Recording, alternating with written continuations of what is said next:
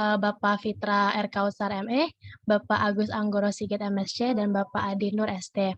Yang saya hormati Bapak Ibu dosen, tak lupa juga kepada teman-teman peserta webinar pada pagi hari ini yang berbahagia.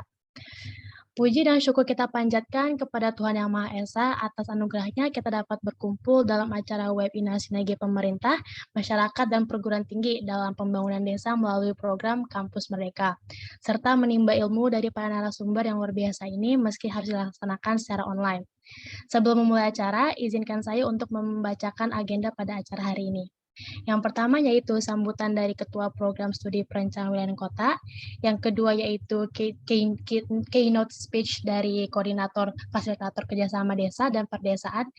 Yang ketiga yaitu seremonial kerjasama melalui piagam antara Program Studi Perencanaan Wilayah Kota dengan Kepala Desa Kamojing. Yang keempat yaitu webinar dan diskusi, dan diakhiri dengan penutupan. Agenda selanjutnya, kita akan mendengarkan sambutan dari Ketua Program Studi Perencanaan Kota kepada Ibu Dayu Ariesta Kianasari STMSC. Waktunya dipersilakan.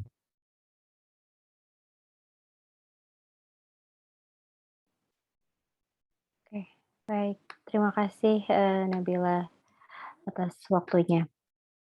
Baik, Assalamualaikum warahmatullahi wabarakatuh. Selamat siang, Bapak Ibu sekalian dan para peserta. Perkenalkan, nama saya Dayu. Saat ini sedang diberi amanah untuk membantu mengelola program studi perencanaan wilayah dan kota Universitas Esa Unggul.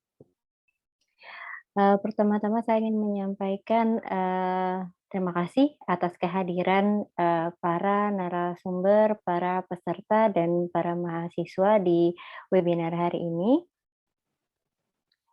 Dan yang saya hormati para dosen-dosen program studi perencanaan wilayah dan kota yang mungkin menyempatkan diri hadir di acara siang ini. Dan yang saya hormati juga Ibu Laili Puji Widiawati sebagai Wakil Dekan Fakultas Teknik dan juga tim pengembang Merdeka Belajar Kampus Merdeka Program Studi Perencanaan Wilayah dan Kota. Dan yang saya hormati para narasumber Bapak Fitrah Kausar, CEO City Asia Incorporation dan pembimbing nasional gerakan Smart City. Yang saya hormati Ibu Minarni Marbun sebagai Koordinator Fasilitator Kerja Sama Desa dan Pedesaan di Dijen Pembangunan Desa dan Pedesaan. Dan yang saya hormati juga Bapak Agus Anggoro Sigit dari Fakultas Geografi Universitas Muhammadiyah Surakarta. Yang saya hormati Bapak Adin Nur, Ketua UMKM Karang Taruna Desa Kamojing, serta para peserta dan mahasiswa program studi yang hadir hari ini. Terima kasih telah menyempatkan waktu untuk hadir pada webinar yang kami beri judul Sinergi Pemerintah, Masyarakat, dan Perguruan Tinggi dalam Pembangunan Desa melalui program Kampus Merdeka. Jadi begini Bapak Ibu narasumber, webinar ini memang kami selenggarakan karena adanya pertama-tama karena adanya kebijakan Kampus Merdeka dari Kemendikbud atau dari Mas Menteri Bapak Nadiem, yang salah satu dari program Kampus Merdeka itu adalah KKN tematik atau kegiatan membangun desa. Karena adanya program itu, kami harus mengimplementasikan program tersebut, sehingga kami dari program studi perencanaan wilayah dan kota memerlukan penjaringan informasi begitu bagi para penggiat di pengembangan pedesaan. Salah satunya adalah wawasan desa pintar mungkin dari para penggiat Smart City, mungkin di sini ada Bapak Fitra ya. Kemudian mungkin pelajaran baik dari Seribu Peta Desa dari Bapak Agus, mungkin di sini nanti bisa sharing informasi dan pengetahuannya untuk kami semua di program studi ataupun mahasiswa Bapak. Kemudian di sini juga kami ingin update wawasan bersama mitra prodi kami dari Desa Kamojing. Mungkin nanti dari Bapak Adin bisa sharing mungkin Desa Kamojing sekarang sedang ada kegiatan apa, mungkin yang program studi bisa support, atau dalam hal ini nanti mungkin mahasiswa bisa membantu dari program KKN tematik atau membangun desa nanti akan seperti apa.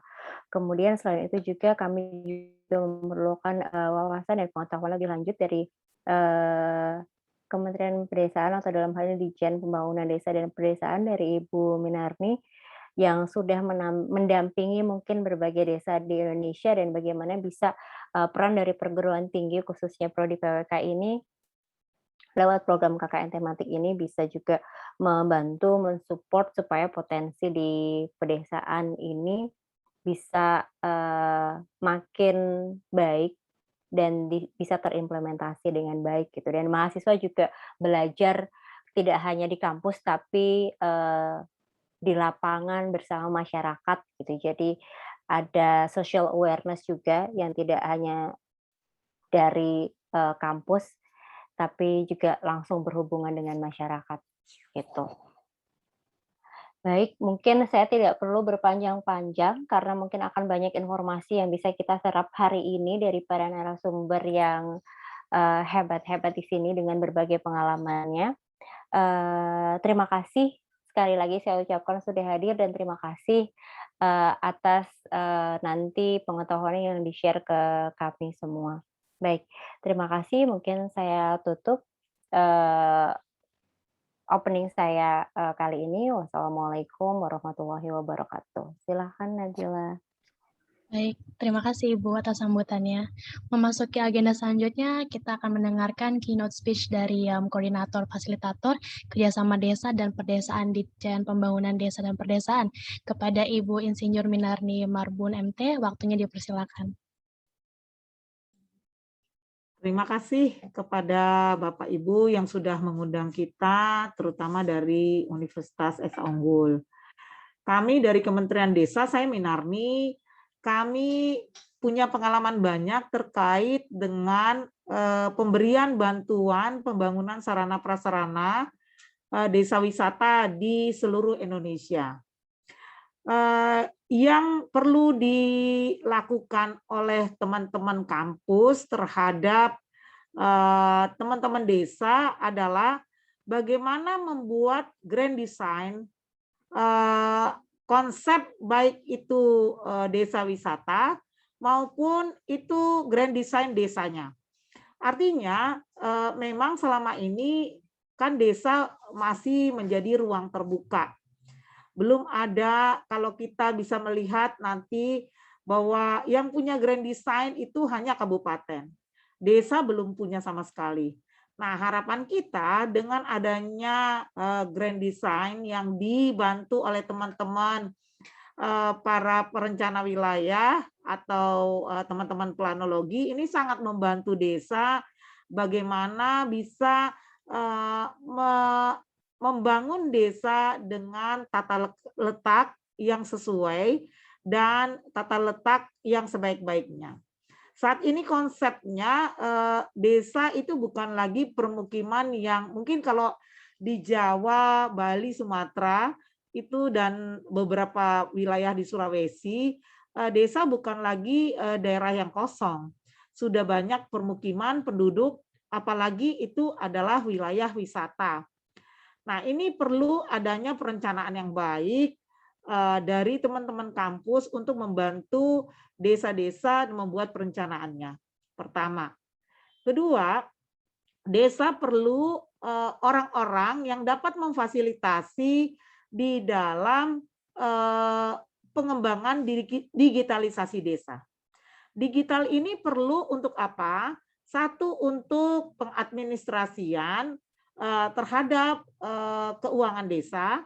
Kedua, pengadministrasian dalam kondisi profil desa itu sendiri, seperti kondisi penduduk seperti apa, peta kemiskinan seperti apa, dan lain-lain. Ini mungkin teman-teman dari kampus bisa membantu desa di dalam pembuatan program-program data tentang desa. Yang paling terpenting adalah yang paling mudah, ini siapa saja bisa melakukan, terutama teman-teman kampus, adalah mengajarkan terhadap masyarakat desa bagaimana melakukan promosi melalui dunia digitalisasi. Contohnya, bagaimana desa itu bisa membuat Facebook-nya. Facebook, kemudian promosi tempat-tempat wisata mereka, atau ada produk-produk unggulan yang mereka mau jual, itu dibantu. Bagaimana sih membuat promosi di dunia maya. Kemudian kedua, bagaimana membuat Instagram. Instagram juga kan ini anak-anak muda, teman-teman muda di kampus. Pasti mereka sudah fasih sekali. Nah, sedangkan teman-teman desa kemampuan kapasitasnya itu terbatas, mereka perlu untuk promosi produk unggulan, baik itu tempat-tempat wisata mereka. Nah, apabila ini sudah dipromosikan, bagaimana menguploadnya, bagaimana mengambil tagging-tagging lokasi-lokasi yang indah, sehingga yang namanya promosi wisata itu bisa dilakukan secara mandiri oleh masyarakat desa. Kemudian selanjutnya adalah terkait dengan pembangunan desa. Desa selama ini memiliki dana desa. Dana desa itu diberikan sekitar 800 sampai 1 miliar oleh pemerintah. Nah, tapi di dalam konsep penyusunan RAB dan DED dari pembangunan sarana prasarana belum secara baik dilakukan oleh desa. Oleh karena itu mungkin teman-teman kampus juga bisa membantu teman-teman desa, spesifiknya adalah para tukang di sana, memberikan pelatihan-pelatihan bagaimana membuat RAB dan DED yang baik atau konstruksi yang baik terhadap pembangunan sarana prasarana, sehingga kualitas dari hasil prasarana yang dibangun atau sarana yang dibangun menjadi optimal. Nah, ini hal-hal yang paling diperlukan oleh teman-teman desa di dalam pembangunan sarana prasarana maupun di dalam perencanaan desa secara umumnya. Nah, ini saya pikir adalah yang terpenting. Nanti kita lanjutkan dengan diskusi selanjutnya. Kami serahkan kepada moderator. Baik, terima kasih Ibu. Oke, puji syukur kerjasama antara program studi perencanaan wilayah kota dengan Kepala Desa Kamojing telah terjalin terkait program MBKM Kuliah Kerja Nyata tematik atau membangun desa. Berikut adalah piagam kerjasama sebagai simbolis acara MBKM dalam rangka penandatanganan kerjasama.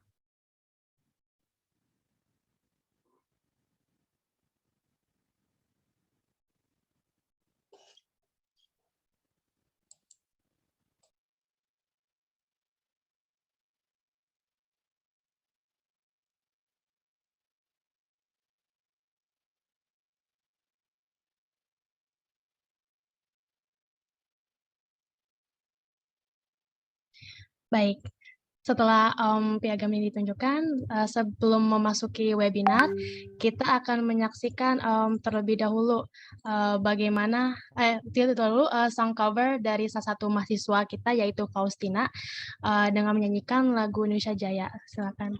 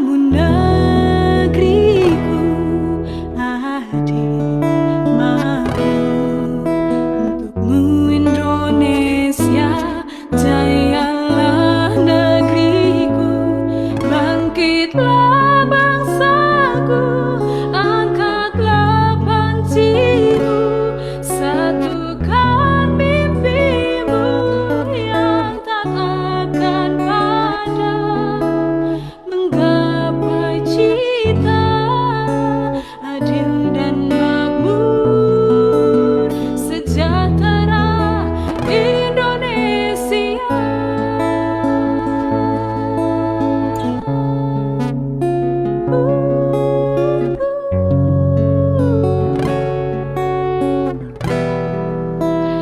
Yang tak akan padam, menggapai cita adil dan makmur,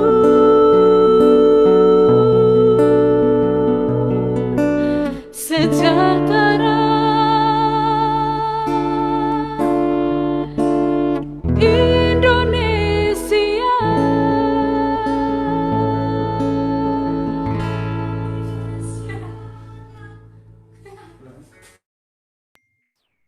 Baik, agenda selanjutnya yaitu webinar yang dimana pada hari ini akan membahas mengenai sinergi pemerintah, masyarakat, dan perguruan tinggi dalam pembangunan desa. Sekaligus adanya sesi diskusi tanya jawab. Jika nantinya ada yang ingin bertanya di pertengahan pemaparan, silakan bisa diketik di kolom chat dengan menggunakan format nama, asal, dan pertanyaan tersebut ditujukan kepada siapa. Nantinya akan disediakan formatnya di kolom chat. Pertanyaan akan saya bacakan pada saat sesi diskusi tanya jawab nanti. Baik, untuk narasumber pertama kita yaitu Bapak Fitra R. Kautsar ME yang merupakan Chief Operating Officer di City Asia Incorporated dan juga sebagai pembimbing nasional gerakan Smart City pada Kementerian Kominfo. Dengan waktu 15 menit dipersilahkan. Baik, terima kasih Kak Nabila. Saya mohon izin untuk share screen, boleh ya? Oke, baik. Terima kasih Bapak Ibu, terima kasih Ibu Laili, terima kasih Ibu Dayu yang sudah mengundang kami. Kemudian yang kami hormati Ibu Marini dari Kementerian Desa. Izinkan perkenalkan saya Fitra, Chief Operating Officer di City Asia Incorporated, sekaligus sebagai pembimbing nasional gerakan 100 Smart City Kementerian Kominfo. Kebetulan juga saat ini kami juga City Asia sedang menjalin kerjasama begitu dengan Kementerian Pendidikan Kebudayaan untuk kampus Merdeka, magang bersertifikat, dan juga dengan Visipol UGM ya untuk kelas Merdeka Belajar begitu. Jadi saya rasa ini jadi cukup relevan begitu kami menyampaikan beberapa materi terkait dengan peran kampus ya dan kemitraan strategis antara akademisi, pemerintah, dan pihak-pihak lain begitu untuk pengembangan desa begitu ya. Oke, ini perkenalkan saya ya. Selain di City Asia, saya juga mengajar, saya sebagai dosen di Digital Business Indonesia gitu. Saya mungkin akan langsung saja karena waktu tidak banyak ya, 15 menit gitu ya. Mungkin saya akan berangkat dari permasalahan gitu ya, permasalahan dalam pembangunan baik di desa, di kota maupun di kabupaten ya, di berbagai macam wilayah gitu. Biasanya kita selalu punya masalah di 5 poin ini gitu ya. Nature, di masalah lingkungan, structure, masalah sumber daya manusia, dan keuangan ya untuk membangun desa atau daerah begitu. Lalu kemudian infrastruktur ya, masalah pemetaan sarana prasarana dan sebagainya. Lalu kemudian infrastruktur terkait dengan kelembagaan dan kebijakan begitu. Dan kemudian masalah budaya begitu. Ini kemudian berangkat dari kelima poin ini, 5 parameter ini, kemudian kita mencoba untuk mencarikan solusinya begitu ya dengan menggunakan pendekatan smart city, smart village, dan sebagainya begitu. Nah, ini sedikit review tentang undang-undang desa begitu. Saya rasa Ibu Marini, Bapak Ibu sekalian, para dosen di Desa Unggul sudah sangat familiar sekali ya dengan undang-undang ini begitu ya. Di dalamnya kemudian dijelaskan tentang kewenangan kepala desa, musyawarah desa, kemudian hak dan kewajiban desa begitu ya. Dan poin yang penting juga di dalam undang-undang ini adalah bagaimana pemanfaatan teknologi tepat guna itu didorong ya untuk pembangunan desa begitu ya, dengan pemberian alokasi yang cukup besar ya kewenangannya untuk desa begitu, baik dari sisi anggaran maupun dari sisi otonomi untuk pembangunan wilayah begitu ya. Lalu kemudian diatur juga di sana tentang pendapatan desa, pembangunan desa, perencanaan pembangunan desa, pemantauan pengawasan untuk pembangunan desa begitu. Itu hal-hal yang kemudian menjadi basis ya untuk kita dalam membangun desa begitu berdasarkan Undang-Undang 6 2014 yaitu Undang-Undang Desa gitu. Ya lalu kemudian kebijakan pembangunan desa ini kemudian ditujukan untuk apa? Begitu. Yang pertama untuk pembangunan ekonomi ya dimaksudkan untuk memperbaiki kerusakan atau kekurangan dari sisi sosial budaya ekonomi dan politik yang terjadi gitu ya. Lalu kemudian juga untuk merespon adanya percepatan tren pembangunan begitu, terutama dengan cepatnya perkembangan teknologi begitu ya, dan kemudian adanya terus globalisasi dan sebagainya, dunia menjadi borderless, informasi kemudian tidak lagi bisa kita filter dengan mudah begitu, berbeda dengan dahulu begitu, sarana prasarana penyebaran data dan informasi itu sarana untuk berkomunikasi itu kemudian menjadikan kita menjadi sangat tidak terbatas begitu ya dalam berinteraksi begitu. Lalu kemudian juga adanya kebutuhan ya bagaimana desa kemudian itu bisa juga tercepatkan pembangunannya begitu ya rekan-rekan sekalian. Lalu kemudian saya akan lanjut terlebih dahulu. Di sini adalah faktor-faktor penting yang kemudian berdasarkan pengalaman kami begitu menjadi kunci gitu ya, membedakan antara desa yang berhasil maju dan kemudian desa yang pertumbuhannya atau pembangunannya tidak begitu-begitu saja begitu ya atau stagnan gitu. Yang pertama adalah masalah kepemimpinan, yang kedua adalah masalah modal sosial, yang ketiga adalah kapasitas keuangan daerahnya begitu ya, bagaimana pengelolaan dana desa dan alokasi dana desa artinya pengelolaan keuangan desanya begitu ya. Lalu kemudian bagaimana partisipasi masyarakat di luar desa tersebut membantu pembangunan desa itu. Nah, ini kemudian peran perguruan tinggi, peran kampus ya, peran Universitas Desa Unggul, peran akademisi yang lain begitu termasuk peran kami di swasta begitu untuk kemudian bisa berpartisipasi dalam pembangunan desa begitu ya. Nah kemudian ini adalah pendekatan yang kami pilih ya di City Asia dan juga dalam proses pendampingan gerakan status Smart City begitu, bukan hanya kota dan kabupaten yang kemudian menjadi scoop ya, menjadi lingkup dari gerakan status Smart City ini, tapi juga adalah bagaimana desa-desa di wilayah-wilayah yang didampingi oleh kami itu juga ikut tercepatkan proses pembangunannya gitu. Ya, lalu kemudian ini sedikit definisi, sedikit konteks tentang Smart City dan Smart Village begitu ya.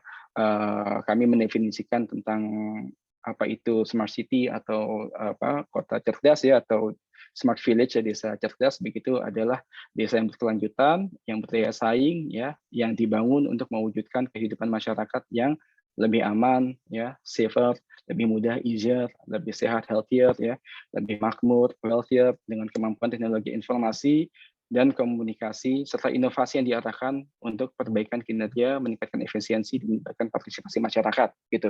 Ini adalah definisi yang biasanya kami bawa ya. Di sana kemudian ada beberapa kata kunci yang nantinya itu menjadi pendekatan dalam tadi Bu Martin juga sudah sempat menyampaikan terkait dengan teknologi, terkait dengan digitalisasi begitu ya. Bagaimana desa juga bisa menikmati percepatan peluang pembangunan dari adanya perkembangan teknologi di bidang ICT ini begitu. Nah, ini adalah framework Smart City sebetulnya yang kemudian kami kontekstualisasikan ke dalam Smart Village begitu. Ini kebetulan kami susun di tahun 2016, kemudian kami publikasikan dalam bentuk publikasi populer begitu ya di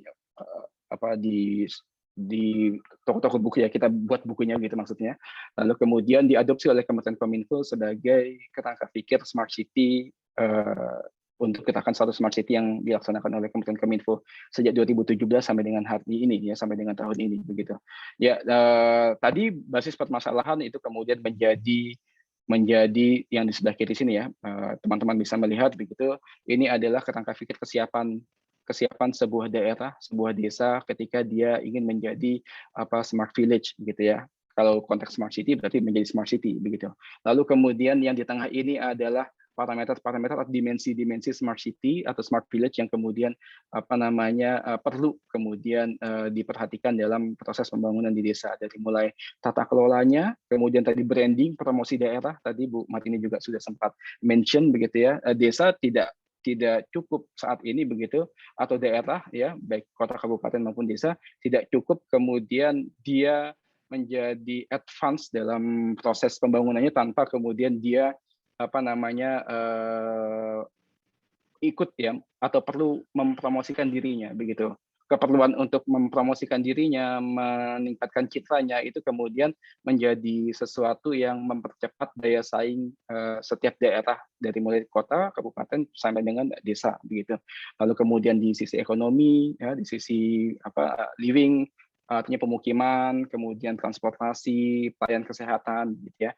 Lalu kemudian masyarakatnya, begitu ya, dari sisi layanan pendidikan, lalu kemudian keamanan, resiliensi dari masyarakatnya itu kemudian juga menjadi bagian dari dimensi yang perlu kita perhatikan dalam membangun sebuah smart village. Dan yang terakhir adalah masalah lingkungan, ya. Ini yang kemudian bagaimana pengelolaan sampah, kemudian perlindungan terhadap elemen-elemen dasar dari lingkungan, air, tanah, dan udara, dan sampai kemudian pemenuhan kebutuhan energi. Nah, ini kemudian menjadi sangat relevan karena ya nanti di desa kita banyak sekali menemukan case begitu ya, yang desa yang belum terjamah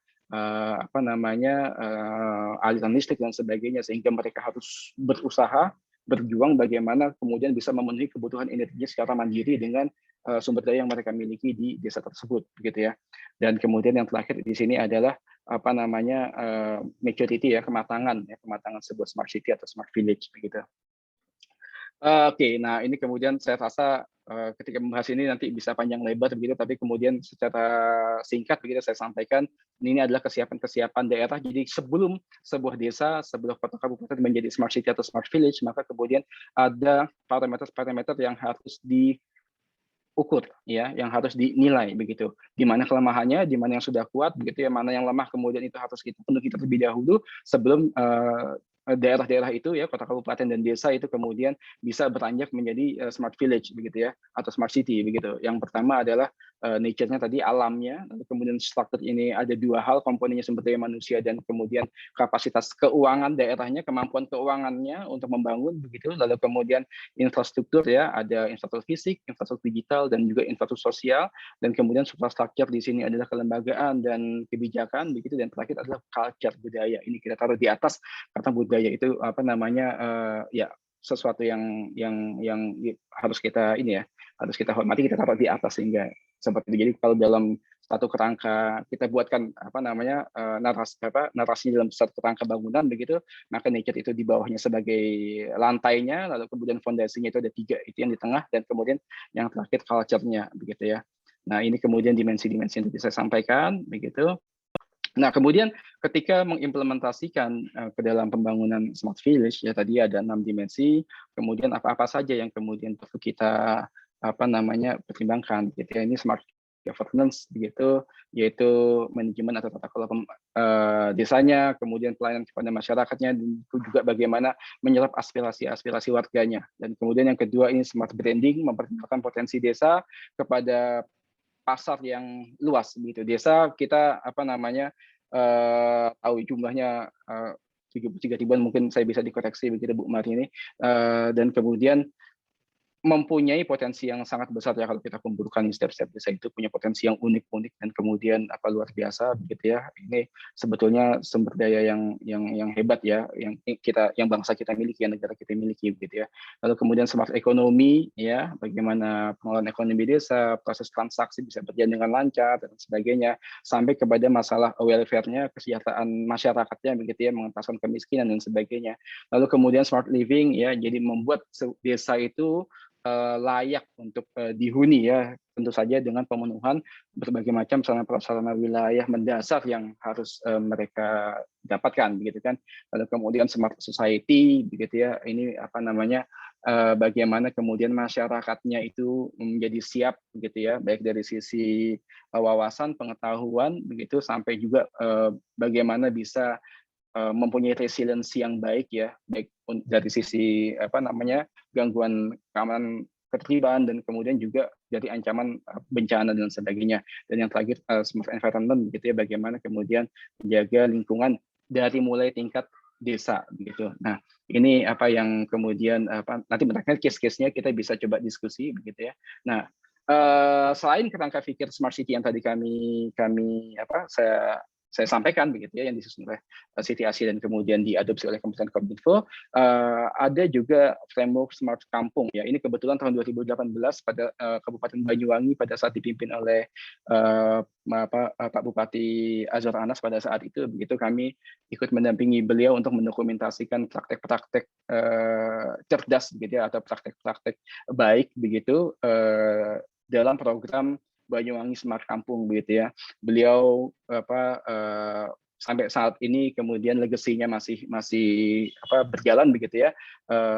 Dimensi-dimensi Smart Kampung ini dari mulai ekonomi, pelayanan publik, pengentasan kemiskinan, menyediakan informasi bagi publik, pendidikan dan seni budaya, kemudian dari sisi keuangan, kesehatan dan sumber daya manusia ini kemudian masih digunakan begitu ya sampai saat ini begitu. Dan ini saya rasa sudah sering menjadi percontohan begitu untuk desa-desa lain di seluruh Indonesia begitu ya. Maka kemudian ini saya coba angkat sedikit ya, nanti kemudian kita bisa diskusi ya karena kebetulan kami cukup intensif begitu di sana pada saat itu, mungkin sampai dengan saat ini beberapa desa masih kemudian kami dampingi juga begitu ya. Nah, ini beberapa program-program gitu ya di dalam Smart Kampung itu, yang salah satunya di sana itu ada desa Ketapang gitu yang cukup advance ya dalam proses tadi menjadi sebuah smart village begitu kan, dan kemudian transformasi digitalisasi desanya juga cukup berjalan dengan baik di sana begitu.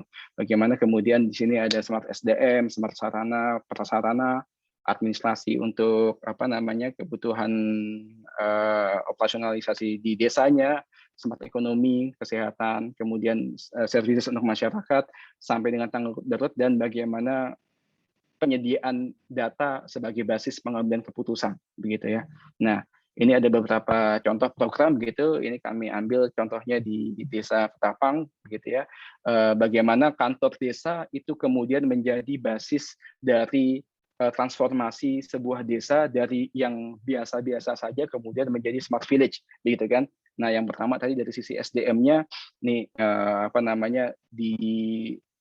di kantor desa itu kemudian menjadi menjadi tempat tanda kutip ya, tempat kursus ya, tempat pelatihan berbagai macam hal, dari mulai pelatihan bahasa begitu, kemudian pelatihan pemanfaatan sosial media begitu ya, kemudian pelatihan untuk memasarkan produk-produk UKM asli desa tersebut begitu. Ini kemudian semua dilakukan di desa begitu, di kantor desa begitu. Siapa yang memberikan pelatihan tersebut? Ya, banyak begitu ya. Dari mulai guru-guru sekolah ya yang punya kemampuan bahasa asing, bahasa Inggris, bahasa Arab, bahasa Mandarin begitu.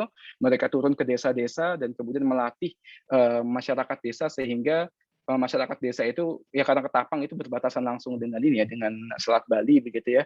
Ada pelabuhan di sana, kemudian kebutuhan untuk tanda kutip masyarakatnya bisa berinteraksi dengan wisatawan itu tinggi ya, dan banyak wisatawan asing juga di sana begitu. Maka kemudian tadi kebutuhan masyarakatnya bisa berkomunikasi dalam bahasa asing itu kemudian tinggi, maka kemudian guru-guru itu diturunkan.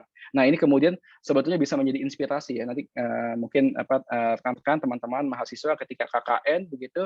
Nah, yang punya kemampuan bahasa, bisa bahasa Perancis, bisa bahasa Inggris, bisa bahasa Rusia begitu, mungkin bisa kasih pelatihan gitu ya kepada masyarakat di sana, sehingga mereka punya literasi yang baik ya dalam berkomunikasi dengan wisatawan asing gitu kan, misalnya contohnya seperti itu. Atau punya kemampuan-kemampuan lain yang kemudian basisnya itu memanfaatkan sumber daya yang dimiliki oleh desa begitu ya. Tentu saja kalau di Banyuwangi tadi begitu ya, memang arahannya dari bupatinya begitu ya, Pak Azwar pada saat itu, dan kemudian sekarang juga istri beliau ya kalau saya nggak salah begitu, setiap desa itu harus punya sarana yang memadai sehingga menjadi basis transformasi sebuah desa dari yang biasa saja menjadi smart village begitu ya. Yang pertama apa? Yang pertama harus menyediakan WiFi yang gratis 100% selama 24 jam. Sehingga masyarakat, anak-anak sekolah maupun pemuda-pemuda begitu ya, mahasiswa-mahasiswa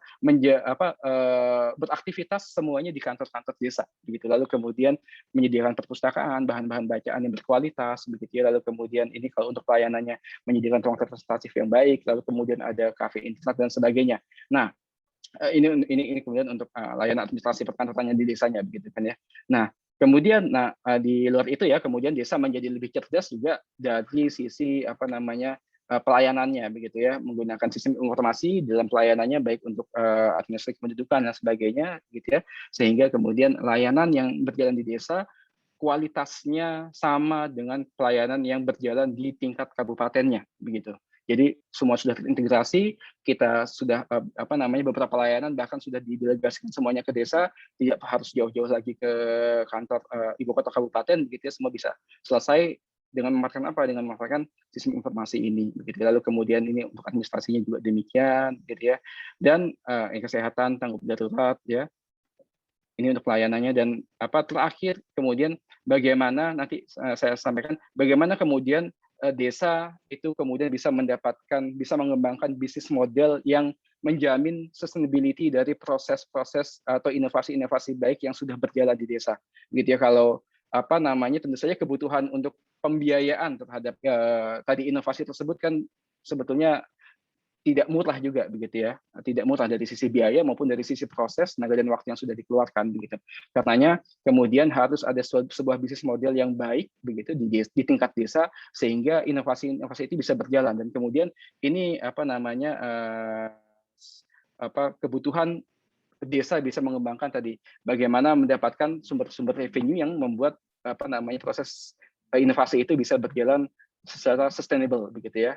Nah, ini SDGs desa begitu, salah satu ada 18 pilar begitu ya tentang indikator-indikator sebuah desa kemudian bisa berkelanjutan begitu, dari mulai desa tanpa kemiskinan, desa tanpa kelaparan, desa sehat dan sejahtera, pendidikan desa berkualitas, keterlibatan perempuan di desa, lalu kemudian desa layak air bersih dan sanitasi, desa berenergi ya, bersih dan terbarukan, pertumbuhan ekonomi desa, sampai dengan yang ke-18 itu adalah kelembagaan desa yang dinamis dan budaya desa yang adaptif begitu. Nah, ini adalah indikator-indikator dalam SDGs ya yang dikontekstualisasikan dengan dalam konteks desa begitu, yang nanti mungkin ketika dalam proses KKN teman-teman mahasiswa juga bisa mengacu kepada agenda ini gitu ya. Ini karena ini agenda, saya pikir agenda internasional gitu yang kemudian kita juga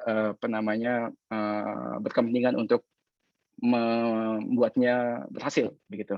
Dan ini adalah pola kemitraan dalam pembangunan desa. Gitu, ini pola kemitraan dalam pembangunan desa, pentahelix yang kemudian kami coba kembangkan begitu. Tentu saja yang pilar yang pertama adalah pemerintah ya, baik di tingkat pusat, kabupaten, desa, semuanya punya kepentingan dalam memajukan desa ya, sebagai regulator ya, sebagai perencana pembangunan, sebagai pengelola anggaran ya.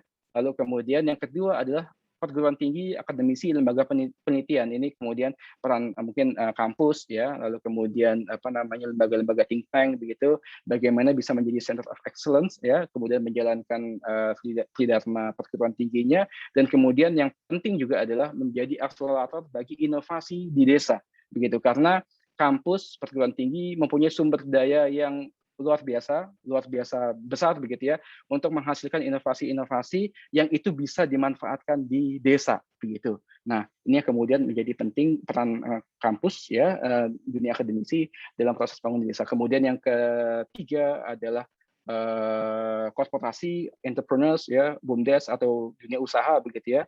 Ini kemudian bagaimana tadi membuat model-model bisnis yang sustain ya untuk desa gitu, karena kalau mengharapkan saja dari APBDes, mengharapkan saja dari dana desa atau alokasi dana desa begitu, atau dari APBD kabupaten begitu ya, itu kan terbatas begitu. Tapi kemudian ya terbatas, dan kemudian ya banyak keterbatasannya lah ya. Tapi kemudian kalau pola-pola inovasi itu bisa menghasilkan sesuatu ya, bisnis yang sustain untuk desa, maka kemudian itu akan bisa berjalan secara lebih jangka panjang begitu ya, tidak terbatas pada periode politik, tidak terbatas pada periode kepala daerahnya atau kepala desanya begitu kan, tapi kemudian apa namanya itu ya bisa kemudian terus berjalan begitu ya. Dan juga pentingnya peran dari dunia usaha ini adalah bagaimana menyerap ya sumber daya unggul di desa, sehingga sumber daya unggul itu tidak lari ke kota gitu. Permasalahan desa salah satunya adalah dari sisi sumber daya manusia ya. Ketika mereka sudah selesai pendidikan ya di kampus-kampus ternama begitu, malas balik lagi ke desa. Kenapa? Karena merasa tidak ada mata pencaharian yang menjanjikan ya untuk mereka. Tapi kemudian kalau kemudian pihak swasta atau di desa itu para entrepreneurs-nya, para wirausahanya kemudian bisa ya menjanjikan gitu ya, menjanjikan sebuah mata pencaharian yang baik ya untuk para SDM unggul ini, mereka yakin akan mau kembali lagi. Beberapa contoh tadi di desa di Banyuwangi, beberapa desa di Pasuruan itu kemudian terbukti begitu ya, ketika ada sebuah model bisnis yang baik di desa, mereka anak-anak muda ini mahasiswa-mahasiswa yang sudah sekolah di mana, di Jakarta, di Jogja, di Surabaya, di mana-mana begitu ya, itu kemudian akan mau kembali ke desanya masing-masing begitu. Lalu kemudian peran tokoh masyarakat ya, tokoh dan komunitas masyarakat ini penting ya, bagaimana kemudian itu menjadi perekat untuk modal sosial di desa begitu ya. Lalu juga menjadi inisiator bagi kemajuan desa. Di banyak desa kemudian kita tetap butuh leader-leader ya, leader-leader lokal begitu ya, yang kemudian itu mendorong atau membina begitu ya proses kemajuan di tingkat desa begitu. Dan kemudian peran media. Nah, ini penting, kemudian peran media bagaimana juga mempromosikan potensi-potensi yang ada di desa, menguatkan literasi bagi masyarakat desa begitu. Nah, ini kemudian harus ikut digandeng. Nah, maka kemudian saya rasa teman-teman mahasiswa kampus begitu ketika nanti melakukan KKN itu bisa menjalankan fungsi-fungsi ini begitu ya, yang dari PWK begitu ya, dari perencanaan wilayah, menjalankan perannya di mana kemudian bisa menghasilkan. Tapi kemudian biasanya kalau KKN itu kan multi kompetensi ya, multi jurusan begitu ya. Ada yang mungkin punya kemampuan untuk jurnalistik, bisa kemudian kerjasama sama lembaga penyiaran publik di sana, radio atau TV lokal begitu kan ya, atau media lokal, kemudian mempublikasikan potensi-potensi desa yang ada dan sebagainya. Ini kemudian menjadi hal yang penting. Saya akan lanjut terlebih dahulu. Nah, ini beberapa contoh, ada 2 case ya yang saya kemudian angkat begitu, di mana kolaborasi atau kemitraan antara perguruan tinggi, lembaga riset ya, desa, pemerintah itu kemudian membawa satu dampak yang baik. Ini salah satu contohnya di Desa Tosari di Kabupaten Pasuruan ya. Kalau teman-teman ingin lihat ladang gandum begitu, tidak harus jauh-jauh lagi misalkan ke negara-negara yang punya gandum ya, ke Amerika begitu kan, atau ke Brazil begitu ya. Di Indonesia kita juga sudah punya lahan gandum yang subur ya, bisa menghasilkan panen yang lumayan ya 10 hektar, dan kemudian setiap panen hasilnya bisa sampai 312 ton begitu ya. Benihnya didapat dari mana? Benihnya didapat dari balai benih begitu, dari Balai Tanaman Serealia yang ada di Sulawesi Selatan kalau saya nggak salah begitu ya. Lalu kemudian hasilnya dipasok kepada industri-industri pengolahan gandum atau pabrik tepung gitu ya, ada di Surabaya, ada di Bali begitu ya. Ladang gandumnya sendiri bisa menjadi destinasi wisata yang dikelola oleh siapa? Dikelola oleh Pokdarwis di sana, kelompok sadar wisata di sana begitu ya, sehingga kemudian kolaborasinya tersambung dan kemudian media mendukung, media ikut mempromosikan begitu. Ini contohnya dari Detik sudah memberitakan, kemudian di sini ada Idola FM ya, dari kalau saya nggak salah di Jawa Tengah begitu, ikut mempublikasikan. Nah, ini kemudian bagaimana kolaborasi kemitraan Pentahelix itu kemudian bisa memberikan dampak ya yang baik ya, yang besar terhadap kemajuan desa begitu. Lalu kemudian yang kedua tadi contohnya saya balik ke Desa Ketapang lagi begitu ya, ini bagaimana kemudian kolaborasi Pentahelix juga bisa berhasil memajukan desa begitu ya. Desa Ketapang ini kalau di Banyuwangi sudah bolak-balik jadi juara 1 untuk Smart Village begitu ya. Lalu kemudian dukungan dari badan usaha begitu, baik BUMN ya, maupun swasta yang lain dan juga perguruan tinggi, begitu itu kemudian meningkatkan kapasitas mereka, begitu ya, menyediakan sistem informasi untuk pelayanan di kantor desa, lalu kemudian memberikan tadi ya model bisnis yang sustain ya, sehingga kantor desa, seorang kepala desa itu punya penghasilan yang setara gitu ya dengan pegawai swasta gitu ya di kota begitu, sehingga anak-anak muda di desa itu kemudian sudah nggak lagi berpikir saya harus nyari kerja ke kota gitu kan ya, saya harus harus ke Jakarta, harus ke mana begitu kan ya, tidak seperti itu. Saya di desa pun bisa punya kesejahteraan yang sama begitu dengan mereka yang kerja di kota begitu ya, seperti itu. Lalu kemudian yang terakhir ini kami menyampaikan di City Asia dengan Kampus Merdeka, dengan FSF UGM begitu ya, kemudian sudah saat ini menjalankan program Kampus Merdeka begitu. Kalau di magang bersertifikat ada 96 mahasiswa yang sekarang sedang intern di City Asia, terlibat dalam 12 proyek Smart City. Lalu kemudian dengan UGM ada 150 mahasiswa, kami ada kelas di sana tentang Smart Village juga, Smart City and Smart Village gitu ya, terlibat dalam proses pendampingan di 30 desa di seluruh Indonesia begitu ya. Dan kemudian ini beberapa media yang kami coba kembangkan ya, ada smartnation.id, teman-teman mungkin bisa ikut buka juga di sana, dan Instagramnya ada smartnation.id juga sama gitu ya. Demikian mungkin Kak Nabila, mohon maaf kalau waktunya kelewatan ya. Terima kasih, kita bisa lanjutkan dalam diskusi. Selamat siang, assalamualaikum warahmatullahi wabarakatuh. Terima kasih Bapak Fitra Erkausar ME. Untuk narasumber kedua kita yaitu Bapak Agus Anggoro Sigit MSc yang merupakan dosen Fakultas Geografi di Universitas Muhammadiyah Surakarta. Bapak Agus Anggoro Sigit ini juga merupakan penggagas, penggerak dan juga penggiat pada program 1000 Peta Desa Geografi Memumbi di Fakultas Geografi Universitas Muhammadiyah Surakarta. Terkait hal ini tolong disampaikan bagaimana lesson learned atas kegiatan MBKM mengenai 1000 Peta Desa Geografi Memumbi. Dengan waktu 15 menit, dipersilakan Pak. Baik, terima kasih Mbak Nabila atas kesempatannya. Assalamualaikum warahmatullahi wabarakatuh. Selamat siang Bapak Ibu, Ibu Laili dan Ibu Dayu, dan Bapak-Bapak narasumber, teman-teman saya mungkin yang ada di pagi, yang mungkin bergabung, juga Pak Kuswadi, teman jauh saya di Fakultas UMS, dan juga sebagai Kepala Pusat Pengabdian Masyarakat UMS. Selamat siang, Bapak Ibu dosen Universitas Esa Unggul, dan para peserta sekalian.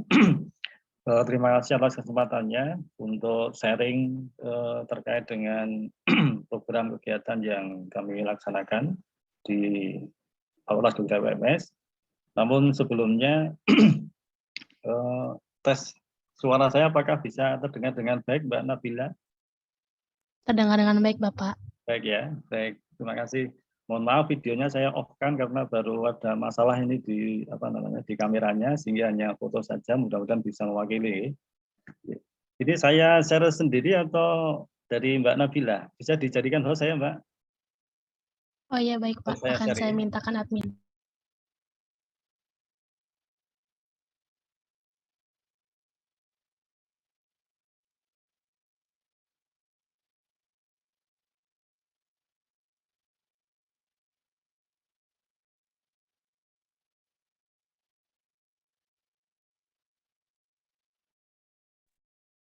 Apakah sudah bisa, Bapak?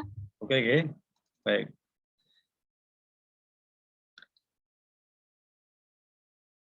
Saya coba tampilkan sebuah video dulu ya, Mbak Nabila ya. Baik, Bapak.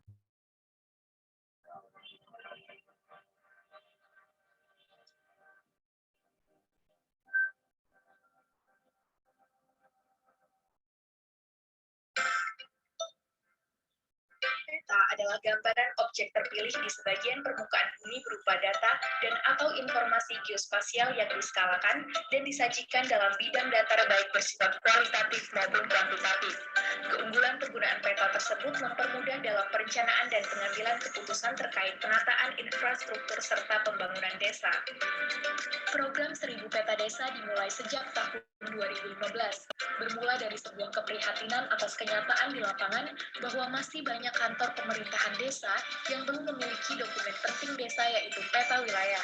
Fakta ini sangat kontradiktif dengan amanat undang-undang tentang geospasial yang telah diterbitkan oleh pemerintah yang tertuang dalam Undang-Undang Geospasial sebagaimana telah disebutkan terdahulu.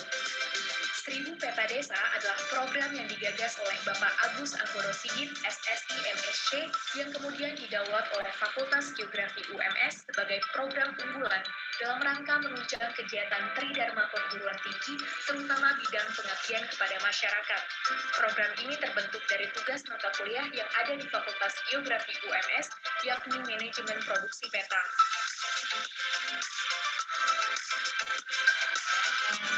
Assalamualaikum warahmatullahi wabarakatuh. Saya Ibu Luciatani, perangkat Desa Buron, Kecamatan Karanghalang, Kabupaten Sragen, di mana pemerintah kami kemarin menjadi lokasi praktek dari anak-anak adik-adik Fakultas Geografi Universitas Muhammadiyah Surakarta.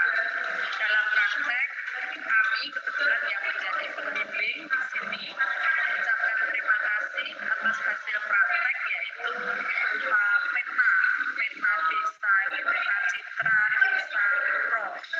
Baru kali ini kita dari desa itu ada mahasiswa yang praktek membuat peta.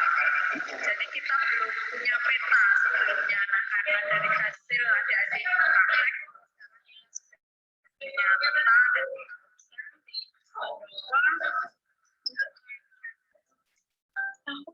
tercatat sudah ada sekitar 79 desa di wilayah Jawa Tengah dan sebagian Jawa Timur yang sudah mendapat hibah peta desa dari program tersebut dengan total biaya mencapai Rp197.500.000. Program 1000 Peta Desa merupakan integrasi atau perpaduan antara penugasan mata kuliah dengan kegiatan pengabdian masyarakat kolosal yang melibatkan sekitar 125 mahasiswa setiap tahun.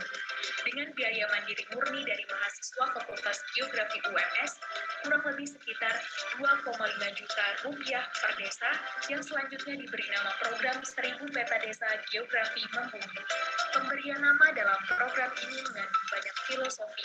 Angka 1000 mencerminkan impian bahwa program ini ingin membantu desa di seluruh Jawa Tengah yang berjumlah 8.000 lebih untuk memiliki peta standar. Sementara kata peta desa mencerminkan sasaran kegiatan yaitu implementasi konsep membangun Indonesia dari pinggiran sekaligus menjawab kebutuhan desa atau unit administrasi terkecil dalam pemerintahan. Adapun kata geografi membumi mencerminkan misi besar institusi agar geografi makin dikenal masyarakat. Program ini telah mendapat tanggapan yang positif di tingkat nasional melalui pertemuan-pertemuan Prodi Geografi Indonesia, IGI atau Ikatan Geografi Indonesia, serta organisasi profesi pagi atau Perkumpulan Ahli Informasi Geospasial Indonesia.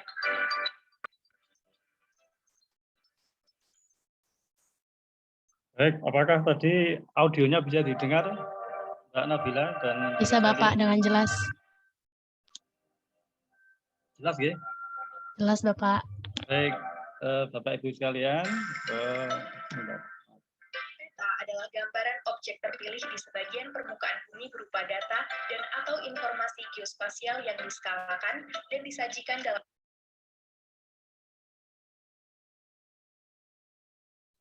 mohon maaf, Bapak Ibu. Jadi tadi sekelumit gambaran tentang kegiatan 1000 Peta Desa. Sebetulnya dengan video tadi sudah selesai sebetulnya. Jadi apa yang ingin saya sampaikan sudah ada semua di dalam audio tadi. Cuma saya nggak tahu apakah audionya bisa didengar dengan baik ya tadi, Mbak Nabila. Sudah dengan baik Bapak. Baik, oke. Jelas. Jadi baik, Bapak Ibu sekalian, saya sekali lagi sebetulnya apa yang saya sampaikan di sini, sebagaimana yang kemarin Ibu Laila sampaikan kepada saya untuk share terkait dengan kegiatan 1000 Peta Desa, sebetulnya semua sudah ada. ya sudah ada di dalam apa namanya cuplikan video tadi. Namun demikian tidak ada jeleknya untuk saya ulang dalam bentuk PowerPoint ya paparan, mudah-mudahan nanti lebih jelas untuk memberikan gambaran sebetulnya apa sih kegiatan yang ada di dalam 1000 peta desa itu. Ya. Baik, saya share lagi sudah tampil Mbak Nabila. Sudah Bapak. Baik. Baik.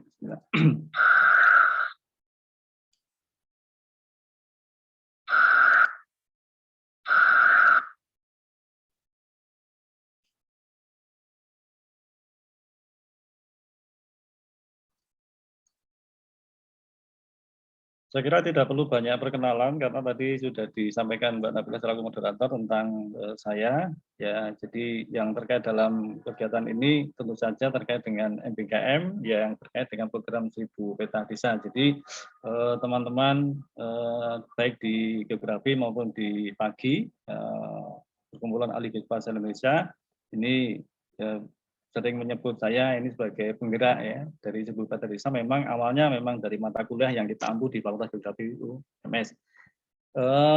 Bu Leli mungkin juga termasuk sama saya ya di satu perkumpulan yaitu di apa namanya pagi ya. Barangkali teman-teman yang ikut acara pada siang hari ini sudah mendengar pagi yaitu perkumpulan ahli geospasial Indonesia, dan saya terima kasih kepada pagi, barangkali ada teman-teman di pagi atau mungkin pengurus yang dengan support mereka sehingga kegiatan 1000 peta desa ini sudah terpublish secara nasional karena pernah dilakukan webinar bersama BIK waktu itu Pak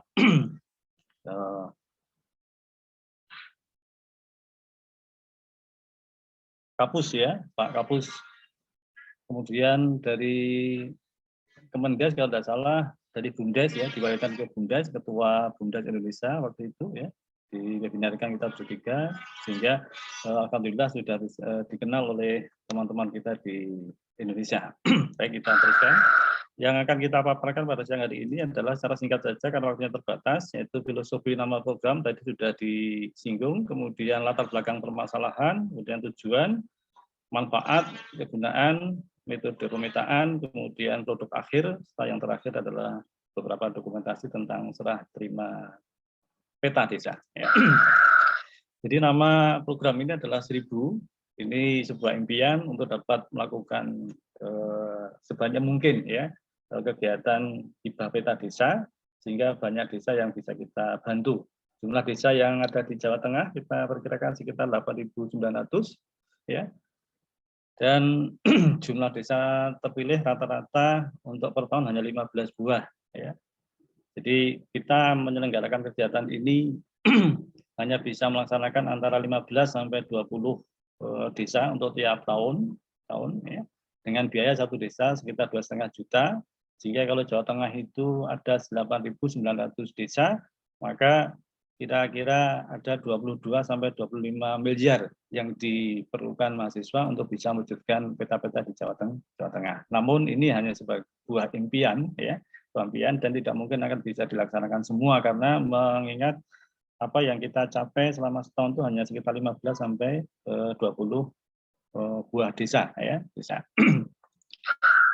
Kemudian terkait dengan peta desa sendiri ya, ini adalah objek pemetaan bangun dari pinggiran ya.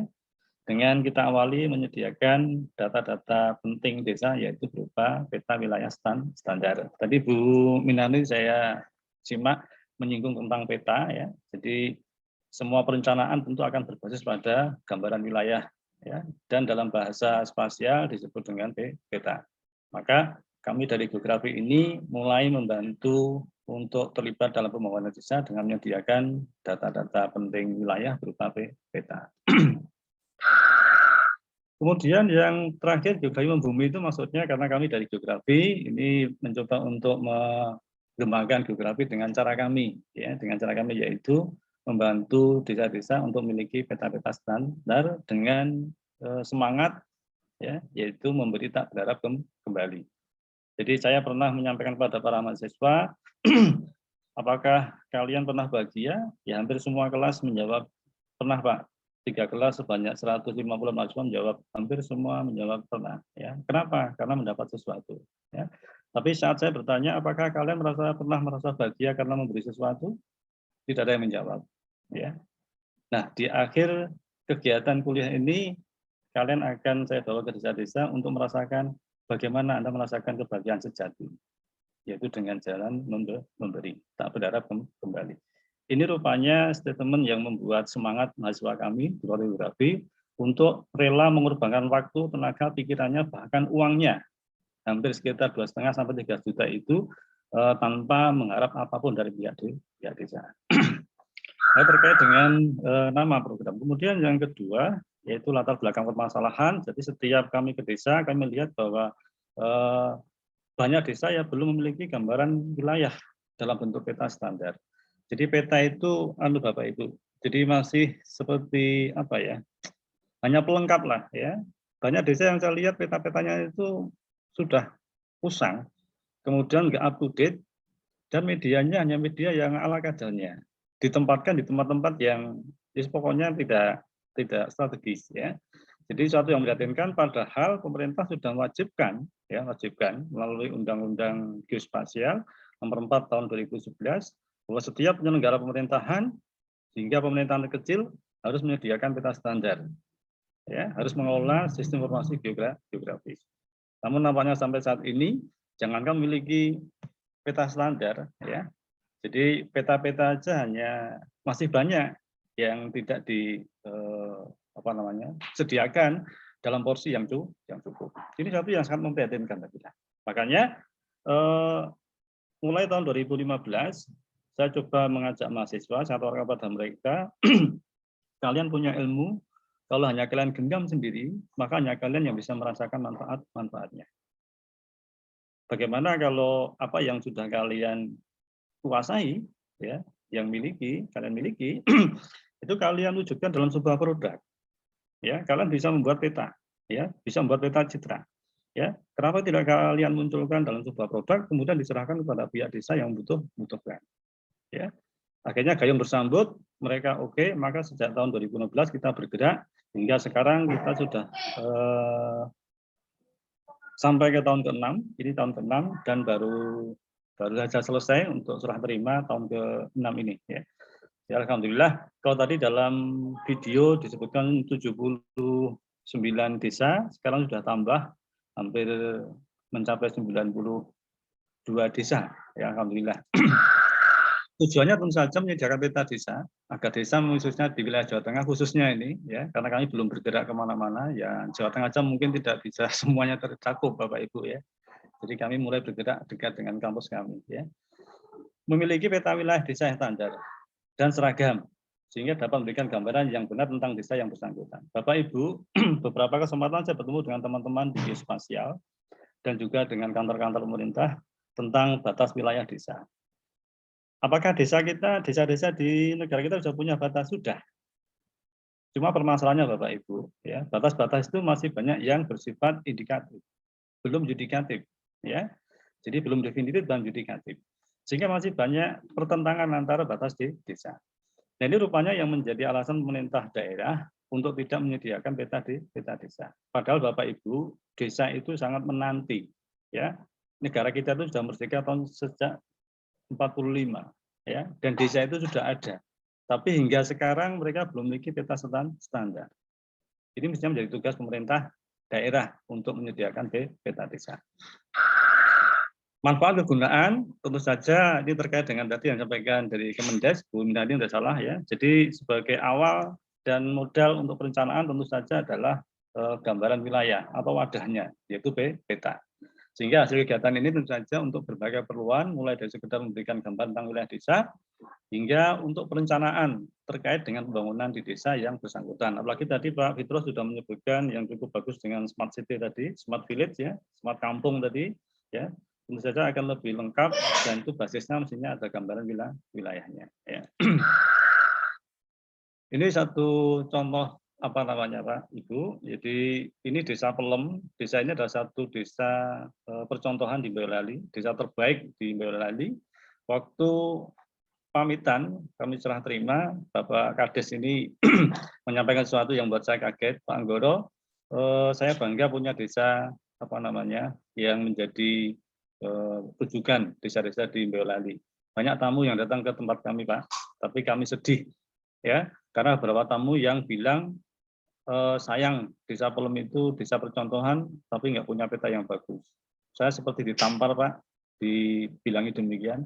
Tapi hari ini Pak Anggoro, ya, setelah Pak Anggoro dan mahasiswa Bapak ke sini membawa 2 peta ini, maka dinding utama kantor kami akan kami bersihkan dari semua hiasan. Untuk apa, Pak? Hanya akan saya tempeli 2 peta ini. Dan ini rupanya sebuah penerimaan yang tentu saja buat kami haru, Bu. Artinya Bapak Ibu, artinya apa yang dibuat oleh mahasiswa kami ternyata betul-betul berarti bagi desa. Kemudian ada lagi gambaran ini, Pak. Ini satu desa yang sudah kehilangan uang 5 juta karena ada biro jasa yang menawarkan peta.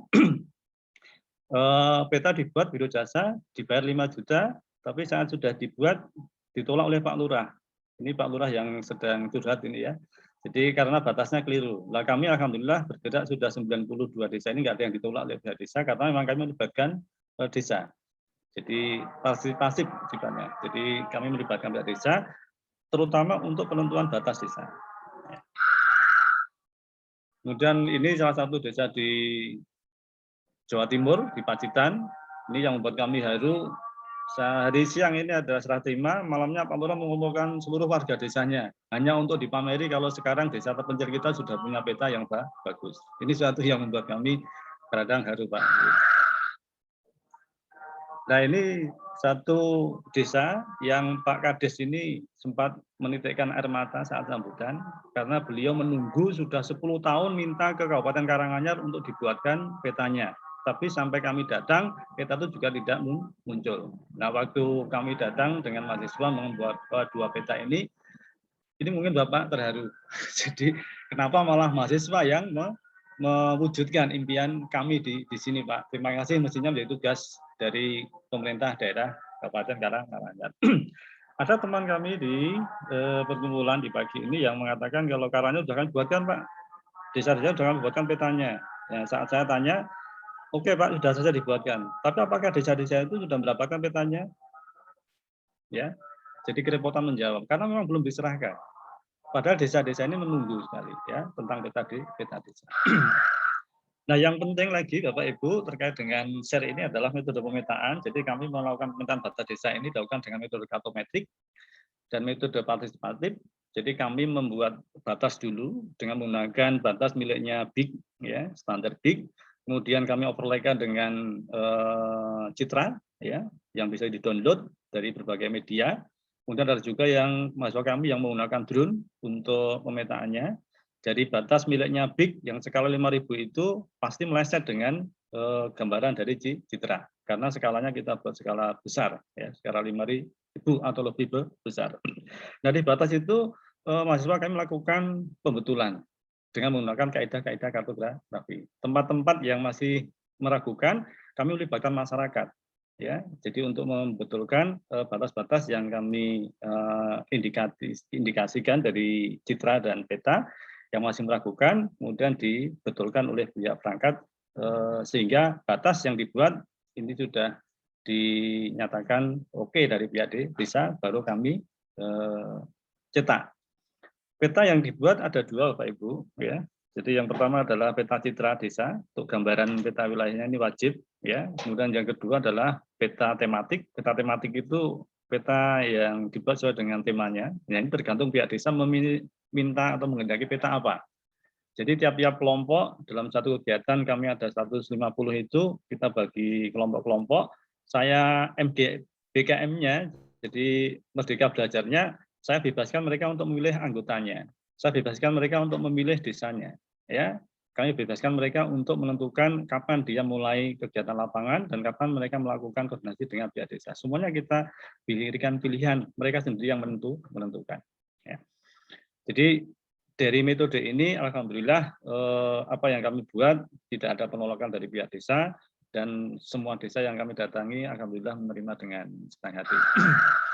Nah, ini contoh layoutnya, kami menggunakan contoh standar dari BIK, ya. BIK tentu saja ada beberapa perubahan terkait dengan ukuran.